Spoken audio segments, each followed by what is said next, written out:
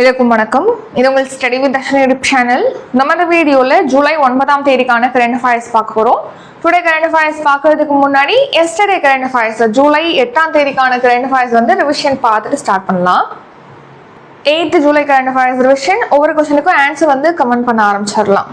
சரி, ஸ்டார்ட் பண்ணலாம். First question, இந்தியாவின் பிரம்மோஸ் மற்றும் ஆஸ்ட்ரா MK1 ஏவுகணைகளை வாங்கும் ஒப்பந்தத்தில் எந்த நாடு கையொப்பமிட்டுள்ளது?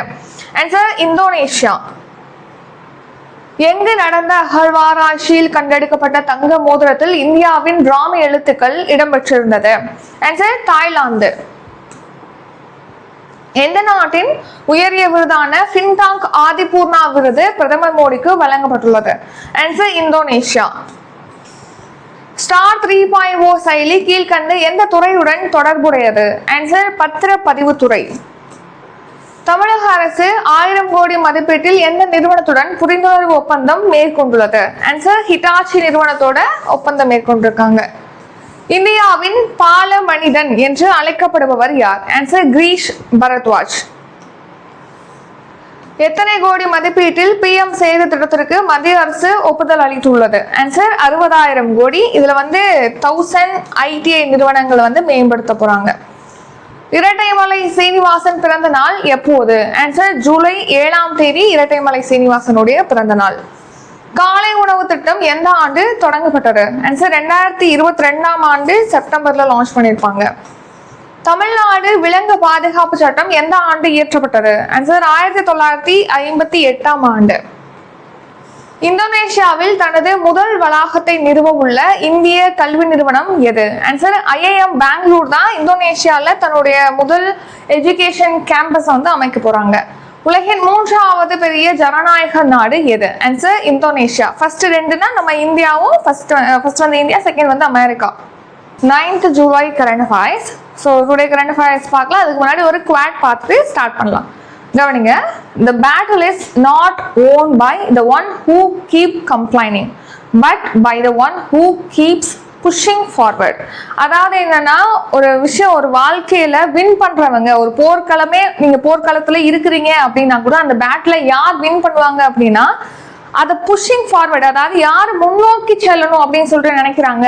எவ்வளோ பிரச்சனைகளா நம்ம கத்தியில குத்துறதுக்கு வந்தா கூட சரி, இதை எப்படி நம்ம தடுத்துட்டு எப்படி நம்ம போகலாம் அப்படின்னு சொல்லிட்டு அவங்க முன்னோக்கி போகிறதுக்கான வழிகளை தேடுறவங்க தான் அந்த பேட்டில்ல வின் பண்ண முடியும். அதை தவிர்த்து நம்மளை இந்த இடத்துக்கு கொண்டாந்து நிப்பாட்டிட்டாங்களே, நமக்கு ஆப்போசிட்ல இத்தனை பேர் கத்தியோட வராங்களே அப்படின்னு அந்த போர்க்களத்துல நின்று யோசிக்கிறதுனால ஒரு துளி முன்னேற்றமும் ஏற்பட போறதுல, வின் பண்ணவும் போறது கிடையாது. ஸோ வாழ்க்கையில எந்த விஷயம் நடந்தாலும் சரி, அந்த இடத்துல நீங்க இருக்கிறீங்க அப்படின்னா அதுல இருந்து நீங்க வெளிவரதுக்கு தான் யோசிக்கணும், அதை முன்னேறி போகிறதுக்கு தான் நீங்க யோசிக்கணும். இங்க கொண்டாந்து நிப்பாட்டிட்டாங்களே, இதை நம்மள பண்ண வச்சிட்டாங்களே, நம்ம வாழ்க்கை மற்றவங்களோட ஒப்பிடும்போது இப்படி இருக்கே அப்படின்னு சொல்லி நம்ம வருத்தப்படுறதுனால ஒரு ஸ்டெப் கூட நம்ம முன்னேற முடியாது. ஸோ எப்போதுமே ஒரு பிரச்சனை வருது, என்ன விஷயம் நடந்தாலும் அதை முன்னோக்கி போகிறதுக்கான வழிகளை தான் நீங்க யோசிக்கணும்.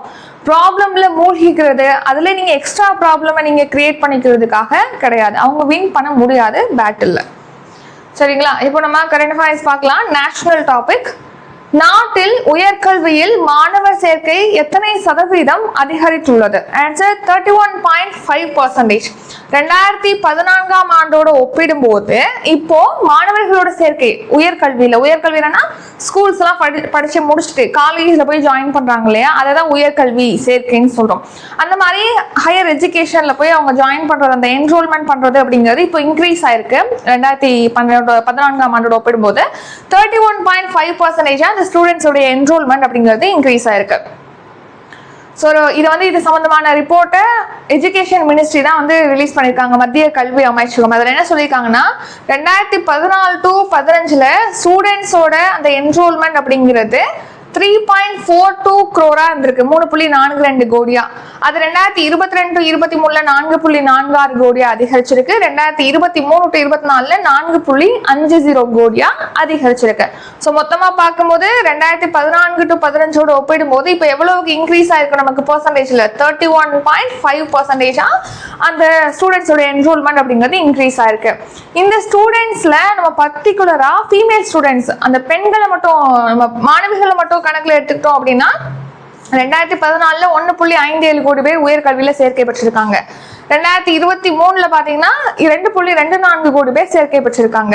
ஸோ நமக்கு அந்த முன்னாடி இருந்ததை விட பெண்களோட சேர்க்கை விகிதமும் 40% மேல இன்க்ரீஸ் ஆயிருக்கு உயர்கல்வியில. நெக்ஸ்ட் பட்டியலின மாணவர்கள், பழங்குடியின மாணவர்களோட சேர்க்கை விகிதமுமே இன்க்ரீஸ் ஆயிருக்குன்னு சொல்லி இந்த ரிப்போர்ட்ல சொல்லியிருக்காங்க. ரிப்போர்ட் என்ன அப்படின்னா 2022 to 23 மற்றும் 2023 to 24 ஆண்டுகளுக்கான அகில இந்திய உயர்கல்வி ஆய்வு அறிக்கை. இதை யார் ரிலீஸ் பண்ணிருக்கா அப்படின்னா மினிஸ்ட்ரி ஆஃப் எஜுகேஷன் மினிஸ்ட்ரி தான் இதை ரிலீஸ் பண்ணிருக்காங்க. அதுல மொத்த மாணவர்களோட சேர்க்கை அப்படிங்கிறது இப்போ 4.5 crore இன்க்ரீஸ் ஆயிருக்கு. அது பெர்சன்டேஜ்ல பார்த்தோம் அப்படின்னா 31.5% இன்க்ரீஸ் ஆயிருக்கு. மாணவர்களோட சேர்க்கை அப்படிங்கிறது பெர்சன்டேஜ்ல 42.2% இன்க்ரீஸ் ஆயிருக்கு. ஸோ நெக்ஸ்ட் வந்து ஸ்டெம் என்ரோல்மெண்ட். ஸ்டெம் அப்படின்னா என்னன்னா சயின்ஸ், டெக்னாலஜி, இன்ஜினியரிங், மேத்தமெட்டிக்ஸ். இந்த 4மே சேர்த்து ஒரே கல்வியா வழங்குவாங்க. அதுதான் ஸ்டெம் எஜுகேஷன். தனித்தனியா இல்லாம சயின்ஸ் மட்டும் தனியா படிக்கிற மாதிரி இல்லாம சயின்ஸ், டெக்னாலஜி, இன்ஜினியரிங், அப்புறம் மேத்தமெட்டிக்ஸ் இது எல்லாமே ஒரே இடத்துல உங்களுக்கு கல்வியாக கொடுக்குறாங்க. அதுதான் ஸ்டெம் எஜுகேஷன். ஸோ இதன் மூலமாக மனப்பாடம் பண்றது இல்லாம ஒரு விஷயத்த புரிஞ்சு படிக்கிறது. இப்போ உள்ள காலகட்டத்துக்கு ஏற்ற மாதிரி பாடத்திட்டங்கள் அங்கே இருக்கும். ஸோ இப்போ உள்ள காலகட்டத்துக்கான அந்த வேலை வாய்ப்புகளை அவங்க பெறுவதற்காக இந்த ஸ்டெம் எஜுகேஷன் அப்படிங்கிறது பாப்புலரா நம்ம தெரியப்படுது. ஸோ அதுல என்ரோல் பண்றவங்களோட எண்ணிக்கை 2014 to 15 91.5% இருந்துச்சு. இப்போ 2023-24 101.9 லட்சமாக, இது சதவீதம் கிடையாது, இத்தனை லட்சம் பேர் என்ரோல் பண்ணியிருக்காங்க. ஸோ அதுல பெண்கள் மற்றும் ஆண்களோட விகிதம் பார்த்தோம் அப்படின்னா 2014 to 15 62% மேல் ஸ்டூடெண்ட்ஸ் வந்து என்ரோல் பண்ணியிருக்காங்க. 38% பேர் தான் ஃபீமேல் இருந்திருக்காங்க. ஸோ மொத்தமா இதுல வந்து 56% மேலும் 44% உமன்ஸ் அப்படின்னு சொல்லிட்டு ஸ்டெம்ல இப்போ என்ரோல்மெண்ட் இன்க்ரீஸ் ஆயிருக்கு. Next national current affairs. உலக பாரம்பரிய சின்னமான பிரம்பானன் கோவில் எங்கு அமைந்துள்ளது? ஸோ இந்த பிரம்பானன் கோவிலை பத்தி நம்ம நேத்தே பார்த்திருப்போம். இது இந்தோனேஷியால இருக்கு. இந்தோனேஷியால இருக்கக்கூடிய இந்த பிரம்பானன் கோவிலை வந்து மறுசீரமைக்கிறது, புனரமைக்கிறது பணி வந்து இந்தியாவோட இணைஞ்சு மேற்கொள்ள போறாங்க. இந்தியாவோட உதவியோட அந்த கோவிலானது புனரமைக்கப்பட இருக்குன்னு சொல்லி நம்ம பார்த்திருப்போம். இது யுனெஸ்கோ உலக பாரம்பரிய பட்டியலில் 1991 வந்து சேர்த்திருப்பாங்க. ஸோ ஆன்சர் வந்து Indonesia. So prime minister Modi வந்து இந்தோனேஷியாவுக்கு போயிருப்பாங்க. ஸோ அப்பதான் வந்து பிரம்பானன் கோவிலை வந்து புனரமைக்க போறாங்க இந்தியாவுடைய உதவியில அப்படின்னு சொல்லி நம்ம பார்த்திருப்போம் அந்த நியூஸ்ல. 1991 இது யுனெஸ்கோ வேர்ல்டு ஹெரிட்டேஜா அறிவிக்கப்பட்டதுதான் இந்த பிரம்பானன் கோவில். இது 9ஆம் நூற்றாண்டுல, அதாவது 850 கிபி 850 கட்டப்பட்டது. சஞ்சய வம்சத்தினால, சஞ்சய டைனாஸ்டினால இது கட்டப்பட்டிருக்கு. எங்க இருக்குன்னா இந்தோனேஷியால யோகியகர்த்தா நகரத்துல ஜாவா தீவுல தான் இந்த பிரம்பானன் கோவில் அப்படிங்கிறது இருக்கு. ஸோ இந்த கோவில்ல அந்த 3 முக்கியமான கடவுள் சொல்லி பார்ப்போம் இல்லையா, சிவன், விஷ்ணு, பிரம்மான்னு சொல்லிட்டு இந்த 3 பேருக்குமே அங்கே கோவில்களானது இருக்கு. அவங்களுக்காக தான் இந்த கோவில் அப்படிங்கிறது கட்டப்பட்டிருக்கு. அதுல முக்கியமான அம்சங்கள் வந்து 47 மீட்டர் உயரம் கொண்ட சிவன் கோவில் அங்கே இருக்கு. ராமாயண மகாபாரத பிரதிபலிக்கிற வகையில அங்கே புடைப்பு சிற்பங்கள்லாம் இருக்கு. சுண்ணாம்பு கலவையை பயன்படுத்தாம இன்டர்லாக்கிங் மெத்தட்ல வந்து ஒன்றோடு ஒன்று பொருந்துற வகையில இன்டர்லாக்கிங் மெத்தட்ல வந்து இப்போ செங்கல் இருக்கு அப்படின்னா இந்த மாதிரி இன்டர்லாக்கிங் மெத்தட்ல வந்து கட்டியிருக்காங்க.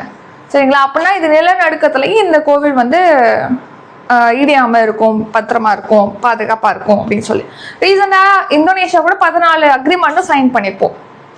அடுத்து தமிழ்நாடு கரண்ட் அஃபேர்ஸ். தமிழகத்தில் மின் தடைகளை நிரந்தரமாக குறைக்கும் நோக்கில் அறிமுகப்படுத்தப்பட்டுள்ள திட்டம் எது? Answer RTEP.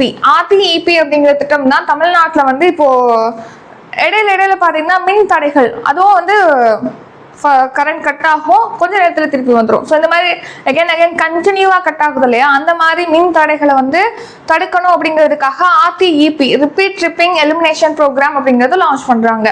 ஸோ இந்த ஸ்கீம் மூலமா பாத்தீங்கன்னா இப்போ ஒரு இடத்துல வந்து லாஸ்ட் 6 மந்த்ல இந்த மாதிரி அகைன் ஒரு 3 டைம் வந்து கரண்ட் கட் ஆகி வந்திருக்கு அப்படின்னா அந்த இடங்களை ஃபர்ஸ்ட் கண்டறிவாங்க. கண்டறிஞ்சு அந்த நகரத்துல போய் அங்க ஏதாவது ப்ராப்ளம் இருக்கு அப்படின்னா அந்த ஒயரை மாத்துறது, இல்லைன்னா டிரான்ஸ்ஃபார்மரை மாத்துறது, அந்த மாதிரி பண்ணிட்டு மறுபடியும் அந்த ட்ரிப்பிங் ப்ராப்ளம் வருதான்னு சொல்லி கண்காணிப்பாங்க. ஸோ வரல அப்படின்னா அது ஓகே ஆயிரும். ஸோ அதான் வந்து ரிப்பீட் ட்ரிப்பிங் எலிமினேஷன் ப்ரோக்ராம் அப்படிங்கிறத தமிழ்நாட்டில் லான்ச் பண்றாங்க. அடுத்து நேஷனல் கரண்ட் அஃபேர்ஸ். உக்ரைனுக்கு பேட்ரியாட் வான் பாதுகாப்பு வான் பாதுகாப்பு அமைப்புகளை தயாரிப்பதற்கு உரிமம் வழங்கும் நாடு எது? Answer America. அமெரிக்காவுடைய வான் பாதுகாப்பு அமைப்புகள் தான் இந்த பேட்ரியாட் அப்படிங்கிறது. ரஷ்யாவுடைய ஏவுகணை தாக்குதலை வந்து முறியடிக்கணுங்கிறதுக்காக உக்ரைனுக்கு இந்த பேட்ரியாட் ஏவுகணை அமைப்புகளை வந்து இப்போ அங்கே தயாரிக்கிறதுக்கான உரிமத்தை வந்து அமெரிக்கா கொடுக்குறாங்க. ஸோ நெக்ஸ்ட் ஈரானுக்கும் அமெரிக்காவுக்கும் இடையே ஒரு அமைதி ஒப்பந்தம் அப்படிங்கிறது சைன் ஆனதுன்னு சொல்லி நம்ம பார்த்தோம் இல்லையா? இதுக்கு இடையில அந்த ஹோர்முஸ் நீரிணை வழியாக பயணித்த ஒரு கத்தார் நாட்டுடைய கப்பலை வந்து தாக்கினதா கேள்விப்படப்பட்டிருக்கு. ஸோ அந்த தாக்குதல் வந்து ஈரான்னால மேற்கொள்ளப்பட்டிருக்குன்னு சொல்லிட்டு சந்தேகிக்கப்படுது.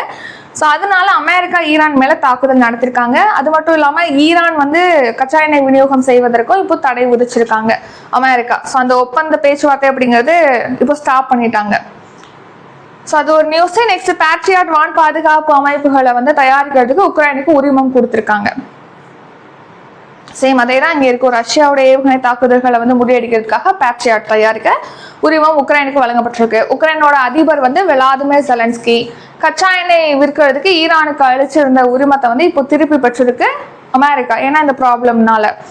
நெக்ஸ்ட் அணு ஆயுதம் நீண்ட தூர ஏவுகணைகள் தயாரிப்புல வந்து ஈரான் ஈடுபட்டிருக்கு அப்படின்னு சொல்லி குற்றம் சாட்டினா அது மேல வந்து போரானது தொடுத்திருப்பாங்க. அந்த போரை நிப்பாட்டிருப்பாங்க. இப்போ பாகிஸ்தான் கத்தார் நாடுகளுடைய மத்தியஸ்தத்தின் மூலமாக அந்த இஸ்லாமாபாத் ஒப்பந்தத்தின் மூலமாக அமைதி ஒப்பந்தம் சைன் ஆயிருக்கும் நம்ம பார்த்திருப்போம். ஸோ மறுபடியும் அகைன் ப்ராப்ளம் வந்து ரைஸ் ஆகுது. நெக்ஸ்ட் இந்தியாவின் 97வது கிராண்ட் மாஸ்டர் யார்? Answer Harshvardhan. So GP Harshvardhan தான் இந்தியாவுடைய 97வது கிராண்ட் மாஸ்டர். இவர் வந்து சென்னையை சேர்ந்தவர். ஸோ 97வது கிராண்ட் மாஸ்டர் ஹர்ஷ்வர்தன். நெக்ஸ்ட் இப்போ 98வது கிராண்ட் மாஸ்டர் உருவெடுத்திருக்காங்க. அவங்க வந்து அஸ்வத் எஸ். இவர் வந்து கன்னியாகுமரியை சேர்ந்தவர் தான் இந்த அஸ்வத். ரீசன்ட் நியூஸ் பார்த்தோம்னா ரீசனா நடந்த நார்வே செஸ் சாம்பியன்ஷிப் போட்டியில பிரக்யானந்தா வந்து சாம்பியனா இருப்பாங்க. அப்புறம் கேண்டிடேட்ஸ் செஸ் போட்டி நடந்திருக்கும். அந்த போட்டியில வைஷாலி வந்து வின் பண்ணியிருப்பாங்க. அடுத்து தமிழ்நாடு கரண்ட் அஃபேர்ஸ். எந்த மாநிலத்தின் இயற்கை வரலாற்று அருங்காட்சியகம் இந்தியாவின் அங்கீகரிக்கப்பட்ட களஞ்சியமாக அறிவிக்கப்பட்டுள்ளது? ஸோ உயிரிய பன்முக சட்டம் பயோடைவர்சிட்டி ஆக்ட் 2022 அப்படின்னு சொல்லிட்டு நம்ம பார்த்திருப்போம். அந்த ஆக்ட் கீழே தான் இப்போ மிசோரம் மாநிலத்தில் இருக்கக்கூடிய ஆன்சர் வந்து மிசோரம் மாநிலத்தில் இருக்கக்கூடிய இயற்கை வரலாற்று அருங்காட்சியகம் நேச்சுரல் ஹிஸ்டரி மியூசியம் அதை வந்து இப்போ களஞ்சியமாக அங்கீகரிக்கப்பட்ட களஞ்சியமாக அறிவிச்சிருக்காங்க. இது இந்தியாவுடைய 21வது அங்கீகரிக்கப்பட்ட களஞ்சியம் மிசோரம்ல இருக்கு இந்த இயற்கை வரலாற்று அருங்காட்சியகம். ஸோ உயிரியல் பன்முகத்தன்மை சட்டம் 2002 கீழ் அதில் உள்ள செக்ஷன் 39 கீழே தான் இதை அறிவிச்சிருக்காங்க. ஸோ இதை களஞ்சியமா அறிவிக்கிறதுனால என்ன பயன் அப்படின்னு கேட்டிங்கன்னா, களஞ்சியம் அப்படின்னா அங்கே நிறைய உயிரினங்கள் அதே மாதிரி தாவர இனங்களுடைய அந்த மாதிரிகள்லாம் சேகரிக்கப்பட்டு வச்சிருப்பாங்க. இதுவே புதுசா ஒரு இனத்தை கண்டுபிடிக்கிறாங்க, ஒரு காளான் இனத்தை கண்டுபிடிக்கிறாங்க அப்படின்னா அதையும் கொண்டு வந்து இங்க ரிஜிஸ்டர் பண்ணி இங்க சேஃபா அதோடைய விஷயங்கள்லாம் பாதுகாப்பா சேஃபா வச்சுருவாங்க. இந்த மாதிரி தாவர மாதிரிகள், விலங்கு மாதிரிகள், பாதுகாக்கப்பட்ட மாதிரிகள், பூச்சி மாதிரிகள், நுண்ணுயிர் மாதிரிகள் அப்படின்னு சொல்லிட்டு. ஸோ எதிர்காலத்துல இந்த பூச்சி இனங்கள் சம்பந்தமா ஏதாவது ஆராய்ச்சி நடத்துறாங்க அப்படின்னா இங்க வந்து மிசோரத்தில் உள்ள இந்த தகவல்களை வச்சு அவங்க ஈஸியா ஆராய்ச்சிகள் மேற்கொள்ள முடியும். அது மட்டும் இல்லாம இப்போ ஒரு காளான் இனமே வந்து வெளிநாட்டுல கண்டுபிடிக்கப்படுது. அந்த காளானை வச்சு அவங்க பேட்டன்ட் வாங்குறாங்க, காப்பீடு வாங்குறாங்க, இது எங்களுடைய உயிரியல் சோர்ஸ் அப்படின்னு சொல்லிட்டு. ஆனா அது ஏற்கனவே நம்ம இந்தியாவில இருக்குங்கிறத இந்த களஞ்சியத்துல நம்ம ரிஜிஸ்டர் பண்ணி வச்சிருக்கோம். ஸோ அப்போ அவங்க பேட்டன்ட் வாங்க முடியாது, இது எங்களோட ஒரு குறிப்பிட்ட இடத்துல கிடைக்கக்கூடியது, எங்களுக்கு தான் இதுக்கு உரிமை இருக்குன்னு சொல்லிட்டு நம்மளால கோர முடியும். அந்த மாதிரிதான் ஒரு நன்மைகள் கொண்டதாக தான் இந்த களஞ்சியமாக அறிவிக்கிறாங்க. அந்த வகையில 21வது அங்கீகரிக்கப்பட்ட களஞ்சியமாக மிசோரம் பல்கலைக்கழகத்துல ஐசால் நகரத்துல உள்ள இந்த இயற்கை வரலாற்று அருங்காட்சியகமானது அறிவிக்கப்பட்டிருக்கு. ஆக்ட் வந்து 2002 உள்ள ஆக்ட், உயிரியல் பன்முகத்தன்மை சட்டம். அடுத்த ரீசன் நியூஸ். அசாமுடைய போர்ஜோலி சதுப்பு நிலம் வந்து பல்லுயிர் பாரம்பரிய தலமா அறிவிச்சிருக்காங்க. 98வது ராம்சார் தலமாக குஜராத்துடைய சாரிதந்த் சதுப்பு நிலமானது அறிவிக்கப்பட்டிருக்கு. 99வது ராம்சார் தலமாக ஷீகா ஜீல் பறவைகள் சரணாலயம், இது உத்தரப்பிரதேசத்துல இருக்கு. 100வது தலமாக ராம்சார் தலமாக ஜெயபிரகாஷ் நாராயணன் பறவைகள் சரணாலயம், அதாவது சுர்காத்தல் அப்படின்னு இது அழைக்கப்படுது, அதை வந்து அறிவிச்சிருக்காங்க. நெக்ஸ்ட் சென்ட்ரல் கவர்மெண்ட் ஸ்கீம் அறிவிக்கப்படாத நாடோடிகளின் பொருளாதார மேம்பாட்டிற்கான திட்டம் எந்த அமைச்சகத்தின் கீழ் செயல்படுத்தப்படுகிறது? சமூக நீதி மற்றும் அதிகாரம் அளித்தல் அமைச்சகம், ministry of social justice and empowerment சார்பில் தான் சீட்ஸ் அப்படிங்கிற திட்டமானது செயல்படுத்துறாங்க. Scheme for economically empowerment for DNT. டிஎன்டினா டீநோட்டிஃபைடு ட்ரைபல்ஸ் அப்படின்னு சொல்லி பார்ப்போம். Schemes for economic empowerment of DNT. டிஎன்டினா டீநோட்டிஃபைடு ட்ரைப்ஸ், அறிவிக்கப்படாத பழங்குடியின இனங்கள். ஸோ இப்போ அறிவிக்கப்படாத பழங்குடியினர்கள், நாடோடிகள், அப்புறம் செமி நொமேடிக் பீப்புள் இருக்காங்க இல்லையா, அவங்கள வந்து கல்வி வழங்கணும், சுகாதாரம் வழங்கணும், அவங்களுக்கான தொழில் முனைவு வாய்ப்புகளை வழங்கணும், அவங்களுடைய பொருளாதாரத்தை இதன் மூலமா மேம்படுத்தணும் அப்படிங்கிற வகையில தான் சீட்ஸ் ஸ்கீம் 2022 பிப்ரவரியில லான்ச் பண்ணியிருப்பாங்க. பிப்ரவரி 16 SEEDS scheme for economic empowerment of DNT, அதான் இந்த ஷீடோடைய ஃபுல் ஃபார்ம். சமூக நீதி மற்றும் அதிகாரம் அளித்தல் அமைச்சகம் மூலமாக இது செயல்படுத்தப்படுது. இதுக்கு 2025 to 26 பார்த்தீங்கன்னா 53.06 கோடி இதுக்கு ஒதுக்கீடு செஞ்சிருப்பாங்க. இந்த ஸ்கீம்ல இப்ப எவ்வளவு பேர் பயன்பெற்றிருக்காங்க அப்படின்னா 1.10 லட்சம் பேர் பயன்பெற்றிருப்பதாக சொல்லியிருக்காங்க. ஸோ டீநோட்டிஃபைடு ட்ரைப்ஸ், அறிவிக்கப்படாத பழங்குடியின மக்கள், அதே மாதிரி நொமேடிக் ட்ரைப்ஸ், ஸோ நாடோடி மக்கள், அதே மாதிரி எஸ்என்டி செமி நொமேடிக் ட்ரைப்ஸ், அவங்களுடைய பொருளாதாரத்தை மேம்படுத்தணும், வாழ்வாதாரத்தை மேம்படுத்தணுங்கிறதுக்காக இந்த ஸ்கீம்.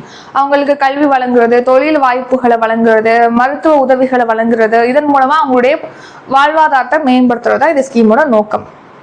சேம் அதே விஷயம் தான் இங்கேயும் நம்ம டிஸ்கஸ் பண்ணியிருப்போம், கொடுத்துருப்போம். அடுத்து நேஷனல் கரண்ட் அஃபேர்ஸ்.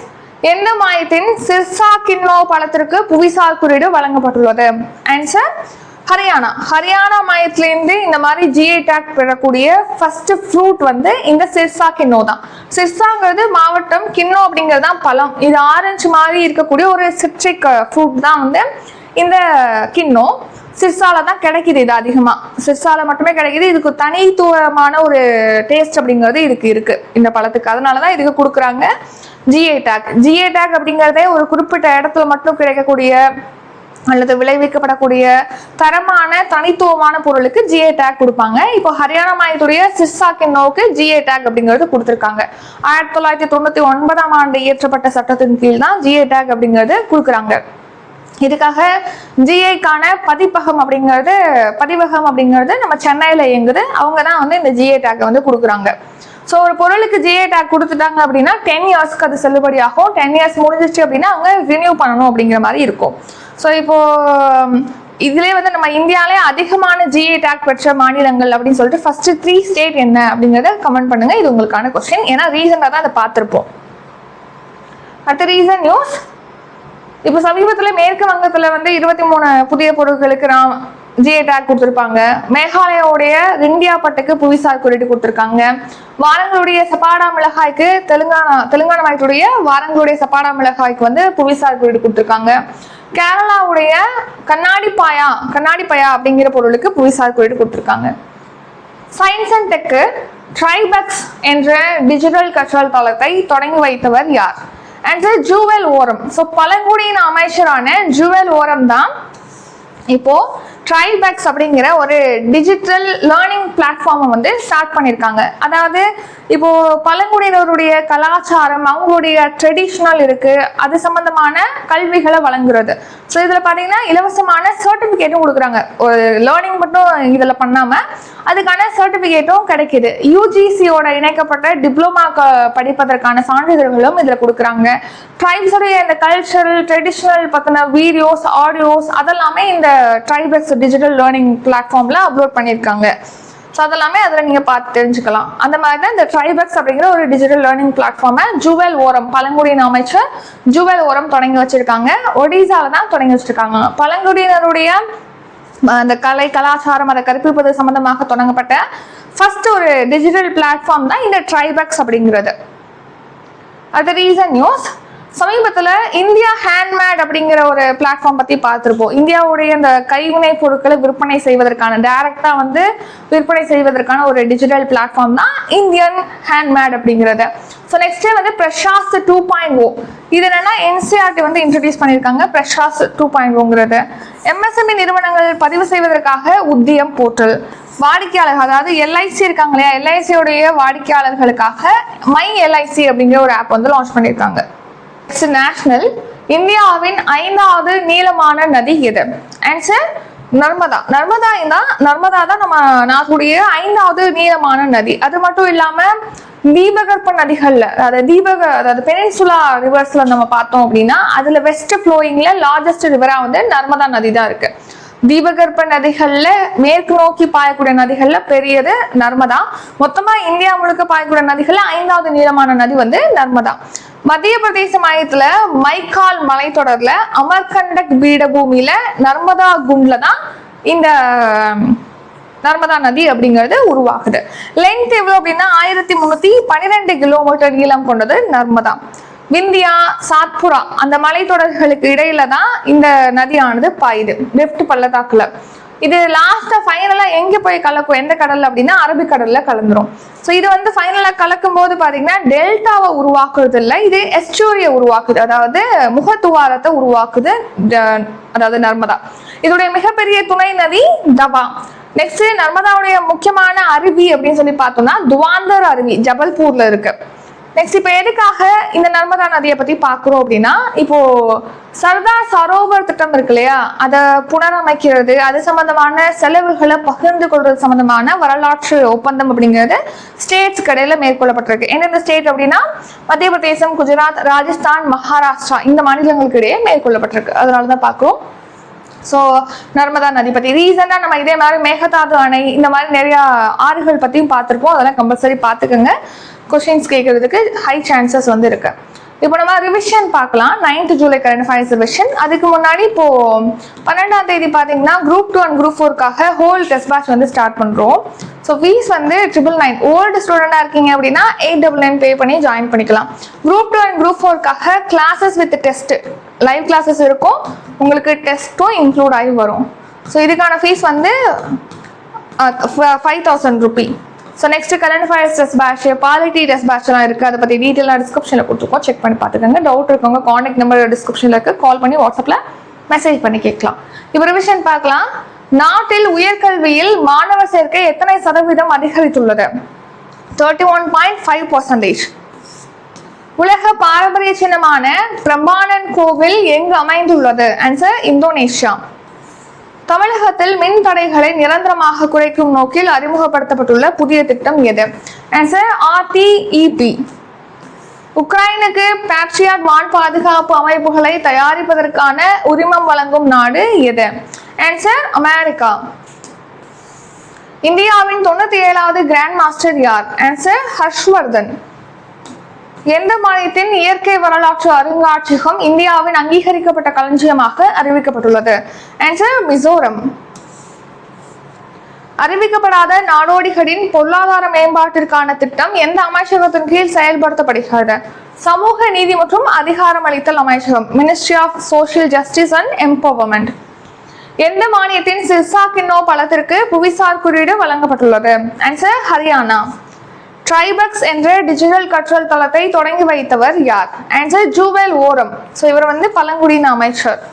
இந்தியாவின் 5வது நீளமான நதி எது? ஆன்சர் நர்மதா. இதுடன் இன்றைக்கான கரண்ட் அஃபேர்ஸ் வீடியோ நிறைவடைகிறது. இந்த வீடியோ உங்களுக்கு பிடிச்சிருந்தா லைக் பண்ணுங்க, ஷேர் பண்ணுங்க. நம்ம சேனலை நீங்க இன்னும் சப்ஸ்கிரைப் பண்ணலன்னா மறக்காம சப்ஸ்கிரைப் பண்ணிக்கோங்க. நன்றி, வணக்கம்.